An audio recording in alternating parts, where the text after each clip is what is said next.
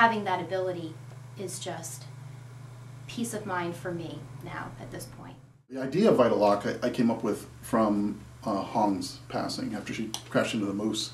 There was just no way to get access to her any of her social media networks. Certainly word of mouth got out there and people did come, but a lot of people weren't able to be notified, and to this day, people don't have access to basic things like her emails. When Huang passed, there was really no way to keep her spirit alive with online content. I mean, you can keep her spirit alive with, tactile, physical things, but she was online. She did have MySpace accounts, Facebook accounts, PhotoBucket accounts, 2 email accounts that I know of, and it's all paralyzed. There's no way to keep this kind of online memorial to her, or shrine, so to speak. And occasionally I'll send her messages. No, she's not getting them, but it would be nice to have a place where you could upload and post photographs of, say, my girls, on her birthday, or when they've reached a milestone with school, or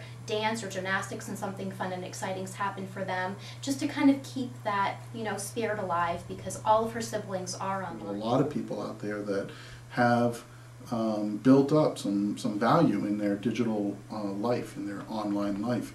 And we have plenty of systems that allow for the transfer of things that are atoms, but we don't have anything out there that's really suited for this ever-evolving digital space. The transition of that value from one generation to the next needs to take place the same way the Carnegies and the Rockefellers changed the world by transitioning their value and their net worth and their assets from one generation to the next, the same way farmers did years ago, where they would pass land from one generation down to the next.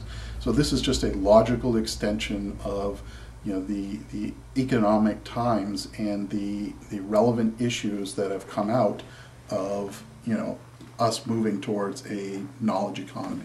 And the capacity for keeping pace with that is just not served by the traditional processes of working with an attorney. As I started looking at this, I realized that with the growing penetration of the internet on mankind, it was 6.5 billion people, and then looking at the 1.5 billion that currently have access to the internet, and then just doing the math based on how long people live, you realize that over 60,000 people have to pass away every single day right now, and they all have some sort of an account access on to the internet. And so we really were creating a system that just serves the people that are living, but more importantly serves the people who are left behind. So we've created the system right out of the gate to be highly scalable, international, and in its scope, and handle multiple currencies, and have an open API, because we don't think we can build all the interfaces that need to be built for this.